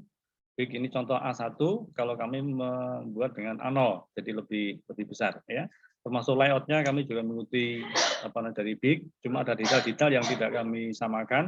Ya, satu contoh kalau di sini ada logo BIK, karena peta yang kami buat bukan dari BIK, maka logo ini kami ganti dengan fakultas, karena kami juga punya misi untuk mengembangkan institusi kami. Nah, nanti Bapak Ibu yang ada di PWK di Esa Unggul bisa juga membuat peta ini dengan mencantumkan ini adalah logo Esa Unggul, sehingga Esa Unggul nanti juga makin bergema di masyarakat, ya. Teman-teman kami di pagi juga saya support demikian. Silahkan teman-teman di seluruh Indonesia membuat peta ini dengan logo institusi masing-masing, ya. Jadi yang ada di Kalimantan ya membuat institusinya apa, logonya di situ, kemudian di Sumatera dan sebagainya, ya. Nah, ini karena kami yang membuat di geografi, ya ini logonya kami ganti dengan logo geografi UMS maksudnya.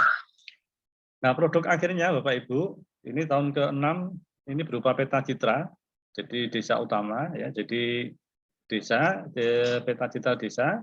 Kemudian yang satu adalah peta tematik pilihan pihak desa atau tambahan. Sehingga satu desa itu ada 2 peta yang kami buatkan. Jadi hingga 6 tahun program berjalan sudah sekitar 180 buah peta diberikan untuk 90 desa. 89 buah di desa di Jawa Tengah dan 3 di Jawa Timur dengan total dana sekitar 92 kali 2,5 itu sekitar 230 juta. Itu semua murni mahasiswa yang menyediakan atau keluar dana. Sehingga ini Bapak Ibu yang membuat teman-teman kami di beberapa wilayah di Indonesia ini yang sempat bertanya, Pak Anggoro kok bisa sih mahasiswa UMS begitu melakukan peta desa, ya? Ya saya nggak tahu, ya. Ya mereka punya semangat saja, ya, untuk bisa melakukan kegiatan ini. Iya, itu kok bisa keluar uang segitu banyak untuk bisa, ya alhamdulillah Bapak Ibu, program ini disupport oleh mahasiswa penuh. Artinya mahasiswa kami siap untuk berkorban demi wujudkan impian bisa membantu desa-desa, terutama di sekitar kampus geografi, ya, UMS ya, di wilayah Jawa Tengah, supaya memiliki peta-peta yang memadai. Saya sering ditelepon oleh beberapa kepala desa di luar Solo Raya untuk pengadaan peta ini, karena peta ini begini Bapak Ibu, peta ini gratis. Tapi dengan syarat ada putra daerah yang kuliah di tempat kami, ya, supaya mereka punya hubungan emosional. Saya membuatkan desa saya, ya. Nah, bagaimana kalau desa itu tidak ada putra daerah yang kuliah di UMS? Ya mereka mengajukan permohonan, nanti ada dana yang masuk ke kami untuk dibuatkan, karena untuk menyelenggarakan atau mewujudkan peta ini butuh biaya. Jadi ini gratis, tapi kalau ada putra daerah yang kuliah di tempat kami.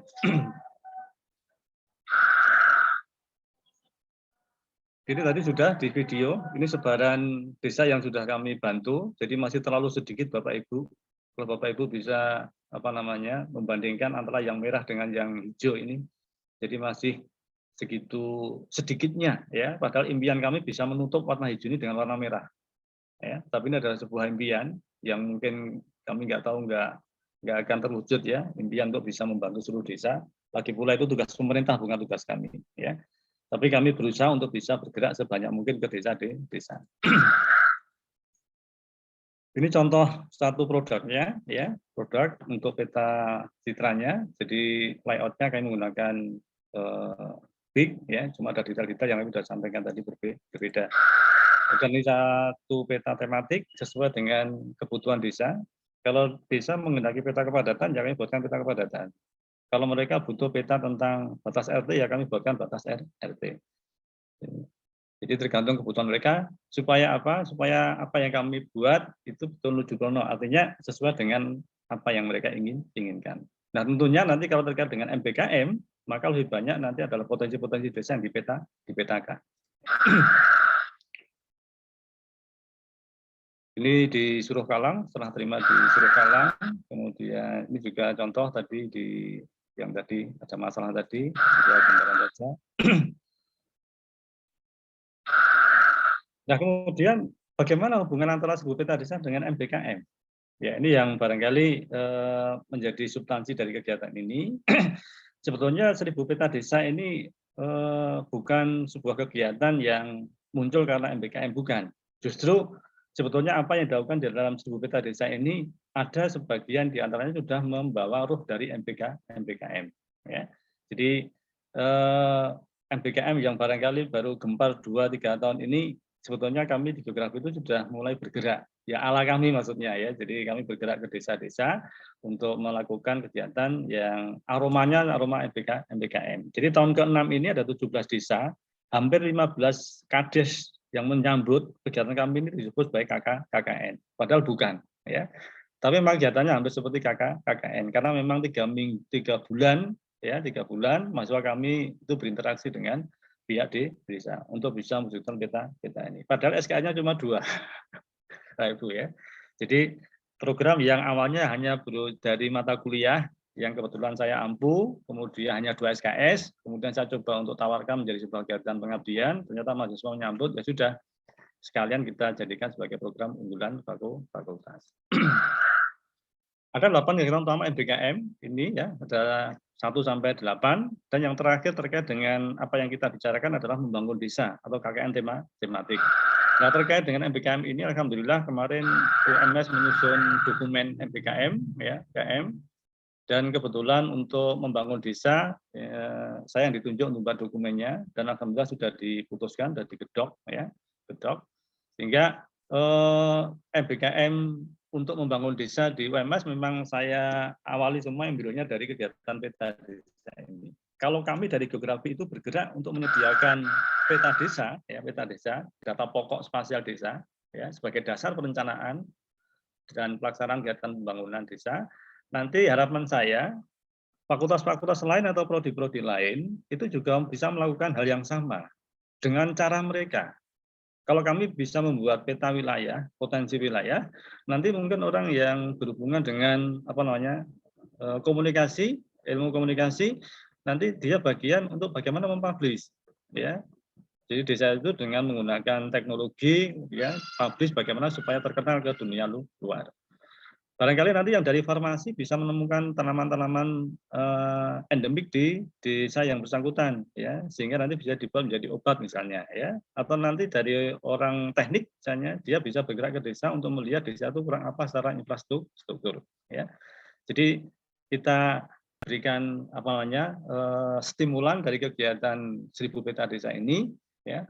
Kemudian biar diterjemahkan oleh prodi-prodi yang ada di tempat kami. Tentu saja kalau di Esa Unggul juga di PWK tentu saja akan banyak juga mata kuliah yang bisa dijadikan embrio untuk kegiatan MBKM atau pengabdian kepada masyarakat. Saya lihat sebetulnya tiap prodi itu punya mata kuliah unggulan yang bisa disentuh dan dikembangkan untuk bisa menjadi embrio bagaimana ini bisa dikembangkan di desa. Ya. Nah, kalau kami di geografi itu menyediakan data spasial untuk perencanaan dan juga mempublish melalui geografi web, jadi di website kan, ya. Tentu saja untuk yang lain bisa melakukan hal yang sama dengan bentuk kegiatan yang berbeda.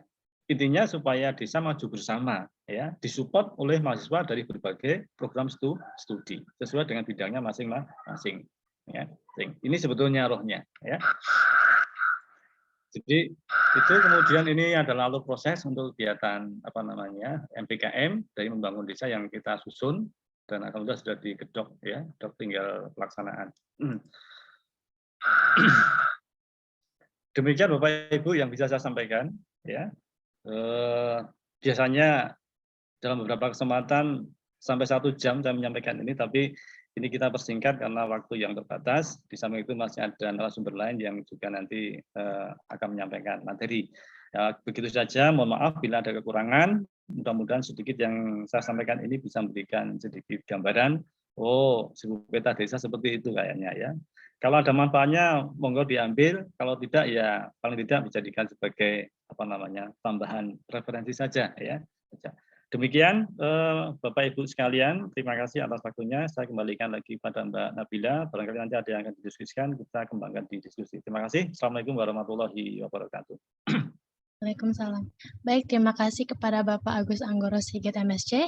Untuk narasumber ketiga kita yaitu Bapak Adi Nur ST yang merupakan Ketua UMKM Karang Taruna Desa Kamojing yang rencananya menjadi mitra kuliah kerja nyata di Fakultas Teknik Universitas Unggul. Bapak Adi Nur pernah menjadi Wakil Ketua BEM dan juga sebagai Sekretaris Karang Taruna Desa Kamojing pada tahun 2017 sampai 2019. Dengan Bapak pernah menjadi Wakil Ketua BEM, lalu menjadi Sekretaris Karang Taruna, dan bahkan sekarang menjadi Ketua UMKM Karang Taruna di Desa Kamojing, kira-kira apa saja sih peran pemuda Karang Taruna dan kontribusi mahasiswa dalam pengembangan desa? Mungkin juga beberapa dari teman-teman mahasiswa belum pernah mendengar atau pernah sedikit mendengar mengenai Desa Kamojing. Mohon dijelaskan juga apa saja sih potensi dan masalah di Desa Kamojing yang nantinya akan dijadikan sebagai lokasi KKN. Dengan waktu 15 menit dipersilakan, Pak.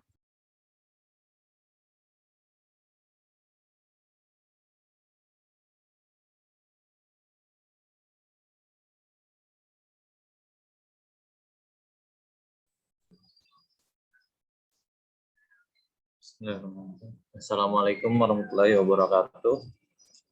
Terima kasih waktunya untuk MC dan terima kasih kepada Universitas Desa Unggul yang telah bersilaturahmi, menyambung silaturahmi yang lama, dipererat kembali. Terima kasih kepada Ibu Laili dan Ibu Dayu yang telah mempercayai Desa Kamojing untuk dijadikan bahan penelitian atau KKN yang akan dilaksanakan oleh mahasiswa Universitas Desa Unggul. Saya mewakili Kepala Desa Kamojing dan Ketua Karang Taruna Desa Kamojing. Sedikit saja paparan mungkin pada umumnya sama aja permasalahan desa di Jawa Barat maupun di seluruh Indonesia itu pada dasarnya sama aja terkait dengan anggaran, sumber daya manusia. Untuk di Desa Kamojing di 2017 saya menjabat sebagai Sekretaris Karang Taruna. Itu merubah mindset masyarakat.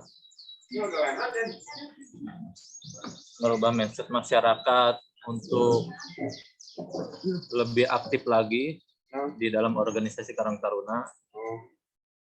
Ini Karang Taruna.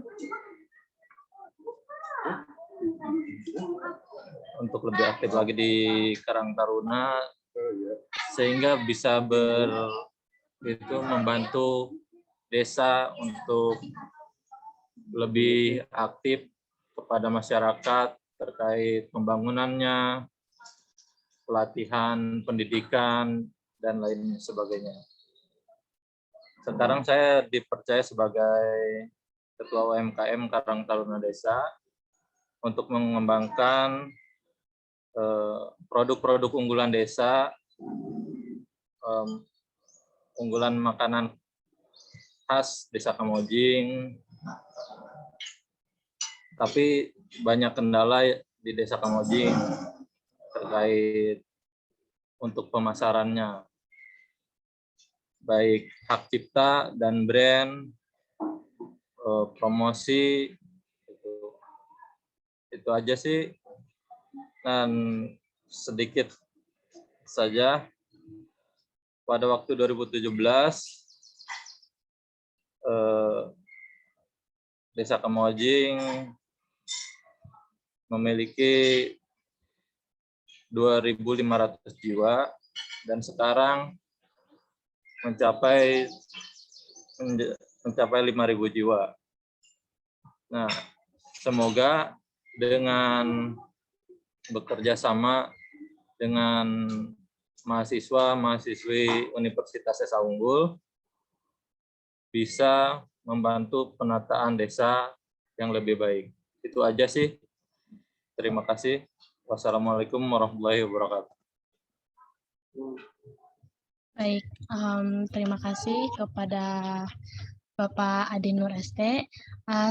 Sepertinya pertanyaan sudah ada yang dijawab dan ada yang belum dijawab. Nah, untuk ini saya akan membacakan yang pertama, yaitu pertanyaan dari Bapak Kuswajidi Priyono dari Universitas Muhammadiyah Surakarta kepada Pak Fitrah, yang pertanyaannya itu, idealisme kegiatan yang dipaparkan Bapak oke banget, namun saat ini banyak ruang di desa-desa yang potensial untuk kegiatan tersebut. Rupanya sudah dikuasai pemodal besar, rakyat desa tetap saja tak berdaya. Nah, skala prioritas pendampingan yang diperlukan apa ya? Lalu telah dijawab oleh Bapak Fitrah Ekausar sendiri, yaitu jangan jawabannya, masalah penguasaan lahan memang menjadi masalah di banyak tempat. Hal ini menuntut peran dari banyak pihak, seperti contoh yang tadi saya sampaikan tentang Desa Tosari, beberapa lokasi paling baik di kaki Gunung Bromo tersebut sudah dikuasai oleh swasta. Bila hal tersebut sudah terjadi, yang terpenting adalah bagaimana bisa mengembangkan sinergi antara pihak swasta tersebut dengan masyarakat desa sekitarnya. Beberapa hal yang bisa dilakukan seperti mendorong CSR dari pihak swasta tersebut. Kita membantu desa dalam menyusun proposal CSR-nya, membentuk CSR yang bisa beragam. Dalam beberapa pengalaman, proposal ini bisa dalam bentuk pembangunan sarpras wilayah atau juga sarpras wisata. Pembiayaan berasal dari pihak swasta tersebut, perencanaan dan pengawasnya dari pihak-pihak dan dari pihak kawan-kawan yang KKN, dan pelaksanaan pekerjaannya memberdayakan masyarakat desa. Lalu di sini ada pertanyaan kedua dari Iksan untuk kepada Bapak Anggoro. Pertanyaan adalah mengenai untuk data SHP atau peta yang bisa diakses pada Indonesia Geospatial Portal. Apakah itu dapat digunakan sebagai dasar pembuatan peta desa? Dan bila menggunakan peta cetak yang diambil dari Google Earth ataupun Sasplanet, apakah itu juga dapat digunakan? Terima kasih. Untuk Bapak Anggoro, ingin menjawab sekarang? Oke, langsung aja ya Mbak Nabila ya. Baik, Bapak. Baik, jadi begini Mas, siapa tadi lupa saya. Jadi data SHP yang diambil dari portal Geo itu bisa dipakai Mas, ya, pakai. Cuma memang nanti akan terjadi apa namanya distorsi, pasti meleset tadi, ya, pasti meleset karena skalanya beda. Jadi skala yang kita ambil dari Geoportal itu atau mungkin langsung dari BIG yang SHP itu itu dibuat dengan skala 50.000. Sementara untuk membuat peta desa yang lebih detail, itu skala 5.000, itu tentu akan ada tempat-tempat atau segmen-segmen yang nanti tidak sesuai. Ya. Nah, tahunya tidak sesuai dari mana, Pak? Dari citra. Ya, dari citra. Citra itu gambaran yang real, ya, sehingga batas-batas itu pasti mengikuti pola-pola tertentu. Bisa mengikuti batas sungai, ya, atau kenampakan sungai, bisa mengikuti jalur jalan, ya, bisa mengikuti batas kampung dan sebagainya. Nah, pada saat SHP itu nanti dioverlaykan dengan citranya, kok ada batas-batas yang contoh misalnya, ada batas dari BIG itu yang memotong sungai, tidak mungkin batas memotong, pasti mengikuti polanya, ya. Ada juga batas dari BIG setelah ditumpangkan dengan citra, kok memotong sawah, tidak mungkin memotong sawah. Ya, batasnya pasti mengikuti batas-batas tertentu dan itu bisa langsung dibetulkan oleh mahasiswa. Ya. Nah, kita punya konsep dulu, Mas. Konsep itu kita buat dari citra dan SHP, kemudian kita tawarkan, kita tunjukkan kepada pihak desa. Nanti desa akan melihat, oh ini Pak, tempat ini tidak begini, sehingga kita mendapatkan batas sesuai dengan kesepakatan pihak di desa. Terkait dengan sumber citra, nah sekarang pertanyaannya begini, Mas. Ya. Jadi kita membuat peta citra desa itu untuk keperluan apa? Ya, kalau kita untuk keperluan update data, artinya desa memang menghendaki gambaran yang real tentang gambaran sekarang, maka sebaiknya pakai drone. Jadi kami di Fakultas Geografi ini menggunakan dua sumber data, menggunakan data yang kita ambil dari apa namanya citra yang dari ArcGIS, ya, kemudian dari Google Earth mungkin juga sebagian ya, tapi sebagian juga menggunakan drone, jadi motret sendiri, ya. Sebetulnya desa tidak menuntut citra tahun sekarang karena mereka cukup mendapatkan yang penting punya gambaran wilayah, ya, oh ternyata wilayah desa saya seperti ini, sudah cukup sebetulnya, ya. Tapi bagi mereka yang mau menggunakan apa namanya drone untuk mendapatkan gambaran real yang ada sekarang, ya maka kita berikan kebebasan. Memang biayanya lebih. Jadi mereka yang menggunakan drone biaya sampai 5 juta untuk satu desa. Tapi karena mereka sudah niat bulat, ya mereka laksanakan pakai drone. Sehingga kalau pakai drone pasti lanjut yang sekarang, ya. Jadi itu yang bisa saya sampaikan, sehingga silakan menggunakan SHP dari BIG, ya. Tapi nanti di lapangan pasti meleset. Ya, itu pun sudah kami bicarakan dengan Pak Suprajaka waktu webinar. Ya memang begitu Pak Anggoro ya. Jadi tidak masalah karena beda skala ya. Justru malah dengan peta desa ini timnya Pak Anggoro dan mahasiswa itu menjadi support bagi kami untuk membetulkan batas-batas desa ya, desa yang ada di sebagian wilayah Indonesia ya. Sehingga setara legalitas ya memang itu sumbernya Mas ya. Kita tidak boleh meninggalkan BIK ya. Cuma kita juga boleh membetulkan miliknya BIK karena memang skalanya memang berbeda. Dan secara kartografis memang dibolehkan ya. Begitu. Saya kira begitu Mas dan Mbak Nabila, mudah-mudahan bisa sedikit membantu. Terima kasih. Baik, terima kasih Bapak. Oh, lalu di sini ada pertanyaan lagi dari Mutakin Azikin asal Makassar. Maaf. Pertanyaan adalah untuk Bapak Fitrah, apakah duplikasi Smart City? Oh, Bapak Fitrah tidak ada. Berarti apakah ya? Tadi saya akan alihkan kepada Bu Minarni. Untuk Bu Minarni sendiri, apakah duplikasi Smart City ke Smart Village tidak problematik? Bukankah struktur ruang dan masyarakat serta aktivitasnya sangat berbeda di antara keduanya? Terima kasih. Apakah Bu Minarni ingin menjawab? Ya, terima kasih Mbak. Memang sangat berbeda ruang di kota dengan ruang di desa. Tetapi seiring dengan perkembangan dari desa itu sendiri, banyak desa-desa berkembang akibat adanya aktivitas ekonomi, contohnya aktivitas pariwisata. Sehingga ruang-ruang yang tadinya jarang ditempati atau ruang-ruang kosong dengan adanya aktivitas pariwisata, maka ruang-ruang itu terbangun dengan sendirinya. Namun di dalam pembangunan ruangnya tidak teratur. Hal ini perlu adanya perencanaan tata ruang yang dari awal sudah dilakukan sehubungan adanya aktivitas ekonomi yang begitu ekspansif, contohnya pariwisata. Mungkin itu, Mbak. Oke, baik. Terima kasih Ibu atas jawabannya. Di sini karena belum ada pertanyaan lagi, jadi saya ingin bertanya ya, mungkin saya penanya terakhir. Ini pertanyaan ini berlaku untuk Ibu Minarni, Pak Agus Anggoro Sigit, dan juga Pak Adin. Nah, terkaitan dengan sinergi pemerintah, masyarakat, dan perguruan tinggi dalam pembangunan desa melalui program kampus mereka, saya sebagai mahasiswa kan pernah mengalami kelas offline selama 2 tahun, dan sekarang saya sedang kuliah online. Sebagai mahasiswa offline, dalam keikutsertaan atau partisipasi dalam berbagai macam acara itu sangat aktif. Tetapi ketika kelas online seperti ini selama 2 tahun untuk ikut berpartisipasi dalam berbagai macam kegiatan terutama untuk membantu program pemerintah dari aktif menjadi pasif kan. Apalagi sekarang mahasiswa baru masuk secara online gitu. Saya lihat sejauh ini program MBKM ini bahkan baru muncul ketika online dan itu pun sangat menarik gitu program-program yang diberikan gitu. Ketika ingin berpartisipasi lebih gitu kan dengan melakukan offline mungkin tidak begitu disarankan karena lagi di masa pandemi COVID-19 ini.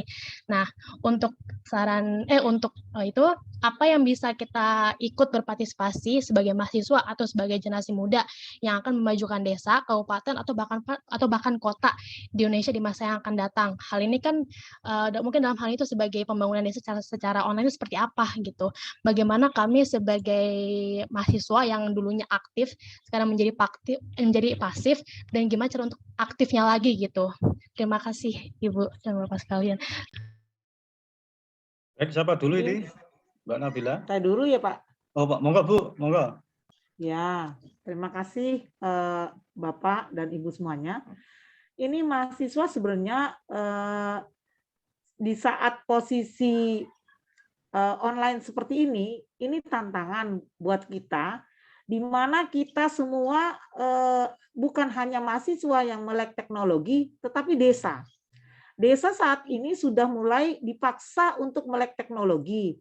Satu, di dalam contohnya di dalam pemasaran produksi produk unggulan mereka. Kedua, dalam pemasaran potensi mereka, bidang itu pariwisata dan lain-lain. Ini desa dipaksa untuk melek teknologi. Nah, ini gimana hubungan antara masyarakat dengan pendamping-pendamping seperti universitas. Nah, ini dengan adanya dipaksa melek teknologi, kita bisa melihat, kami dari segi pemerintah bisa melihat bahwa ini menjadi suatu chance yang murah buat mahasiswa tanpa perlu mendatangi suatu desa, bisa melakukan diskusi terbuka dengan desa-desa yang memang memiliki yang butuh pendampingan dari teman-teman mahasiswa. Yang perlu diarahkan sebenarnya adalah mahasiswa itu siap nggak, universitas itu siap nggak untuk mendampingi. Misalnya kita bisa saja Kementerian Desa contohnya memediasi, oh ya ini desa ini butuh didampingi masalah misalnya kerjasama desa. Misalnya desa B butuh pendampingan untuk pembuatan grand design desa wisata. Nah ini banyak Mbak desa-desa yang sangat membutuhkan pembuatan grand design, tapi mereka tidak tahu harus kemana. Nah ini kami Kementerian Desa sebenarnya punya banyak data yang desa-desa yang membutuhkan bantuan pendampingan dari universitas. Nah, di sini pertemuan ini saya pikir peluang buat universitas untuk bisa memberikan atau desa bisa memberikan datanya kebutuhan apa yang dibutuhkan. Ini sangat penting. Universitas juga bisa memberikan gambaran kepada Kementerian Desa bahwa kami punya potensi A, B, C. Nah, kira-kiranya desa mana yang membutuhkan ini? Bisa dibalik juga. Desa membutuhkan A, B, C. Universitas punya potensi apa? Mungkin Universitas A bisa menangani ABC, Universitas B bisa menangani DEF, dan lain-lain. Nah, ini perlu memang adanya koordinasi antara pihak-pihak. Nah, tadi teman-teman narasumber sudah mengatakan bahwa perlu adanya kolaborasi multi stakeholder. Ini sangat dipentingkan kalau kita ingin terjadinya percepatan pembangunan desa. Mungkin itu, Mbak. Baik, terima kasih Ibu. Untuk Bapak, selanjutnya silakan. Baik, saya dulu sampai Bu Minarni, nggih, Mbak Nabila ya. Silakan Bapak. Baik, jadi ini ada pengalaman menarik Bu Minarni dan Bapak Ibu sekalian terkait dengan pertanyaan Mbak Nabila yang saya kira cukup bagus ini Mbak ya untuk kondisi saat ini. Jadi kami itu kuliah, jadi kuliah di manajemen produksi peta selama 1 semester hingga serah terima peta itu saya belum bertemu mahasiswa Mbak, Bapak Ibu sekalian. Jadi mulai dari mereka menyusun kelompok, kemudian mereka memilih desa, mereka mengadakan koordinasi dengan pihak desa itu saya serahkan penuh pada mereka. Jadi saya persilahkan, bebaskan mereka untuk melakukan sendiri apa yang mereka inginkan. Ya. Dan saya baru bertemu dengan wajah-wajah mahasiswa peserta kuliah saya itu saat serah terima. Nah ini artinya apa?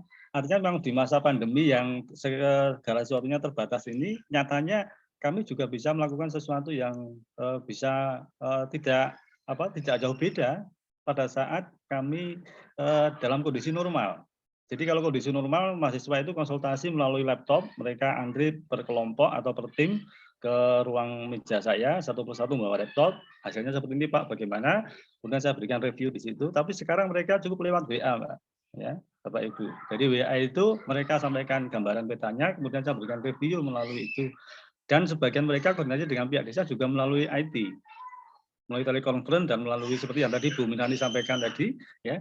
Jadi desa sebagian juga sudah kepala desa misalnya atau ada perangkat yang sudah mulai teknologi itu dijadikan sebagai media komunikasi atau bahkan beberapa juga koordinasi langsung dengan pihak desa, datang ke desa langsung, cuma dengan protokol kesehatan yang ketat ya, sehingga tidak mengganggu satu sama lain. Jadi pihak desa juga tidak merasa terganggu, sementara tim yang ke lapangan juga tidak terganggu.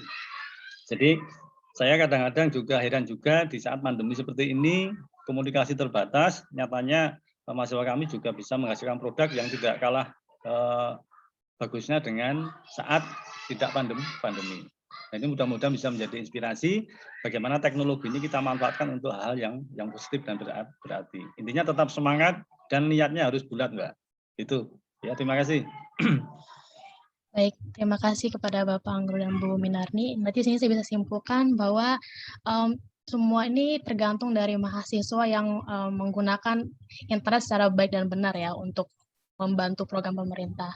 Dan juga saya bisa menyimpulkan dari keynote speech dan juga dari para narasumber hari ini, yaitu dengan pengimplementasian konsep pembangunan Smart Village dan juga mengacu pada agenda SDGs desa, pengembangan teknologi digital di desa membutuhkan kontribusi perguruan tinggi, mahasiswa, masyarakat untuk mendukung program-program pemerintah dalam mewujudkan Smart Village. Dibutuhkan kesiapan digitalisasi, kebijakan, infrastruktur SDM, dan masyarakatnya sendiri. Lalu kita sebagai mahasiswa, karang taruna, atau bahkan masyarakat bisa melakukan membantu desa dengan membuat peta desa melalui pengaplikasian peta geospasial, baik seperti peta desa ataupun peta tematik, atau dengan cara lain mungkin seperti aktif dalam organisasi gitu. Oke. Akhirnya kita telah sampai di penghujung acara. Terima kasih banyak kepada Ibu Laili Fuji Widiawati STMT, Ibu Dayu Aryasta Kianasari STMSC, para narasumber hari ini yaitu Ibu Minharni, terima kasih. Lalu para narasumber hari ini yaitu Bapak Vita R. Kautsar ME, Bapak Agus Anggoro Sigit MSC, dan Bapak Adin Nur ST, serta para hadirin yang telah menyimak acara dari awal hingga akhir. Semoga dengan adanya kerjasama antara program studi perencanaan kota Universitas Unggul pada Desa Kamujing terkait program Merdeka Belajar Kampus mereka ini dapat meningkatkan networking kita dan juga dapat bermanfaat bagi mahasiswa-mahasiswa yang mengikuti KKN nanti. Kita tahu di mana ketika lulus nanti dapat memiliki kompetensi dan kualifikasi sesuai dengan kebutuhan industri di masa yang akan datang. Juga semoga dengan webinar ini dapat meningkatkan keikutsertaan dan kontribusi mahasiswa-mahasiswa generasi muda dalam pengembangan desa-desa di Indonesia yang di masa akan datang. Sebagai dokumentasi, mari kita foto bersama terlebih dahulu. Untuk itu, kepada seluruh peserta diharapkan untuk menyalakan kameranya. Dan admin silakan untuk lead foto kali ini.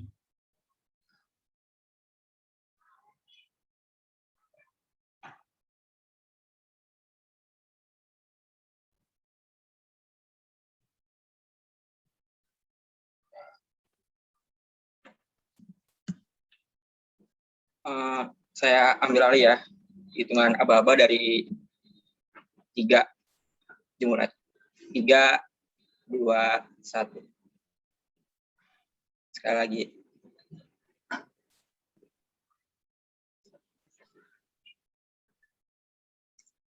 Ya, sudah.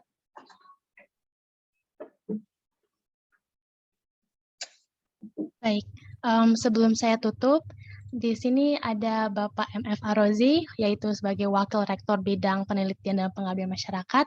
Sebelum saya tutup, apakah Bapak ada sepatah dua patah yang ingin disampaikan?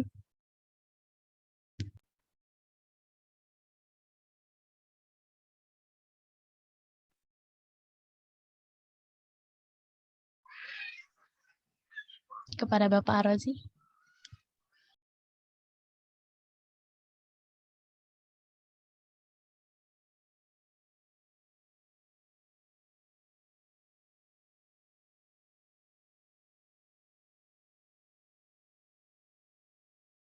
Baik, jika tidak ada akhir kata, mohon maaf bila ada kata-kata yang kurang berkenan.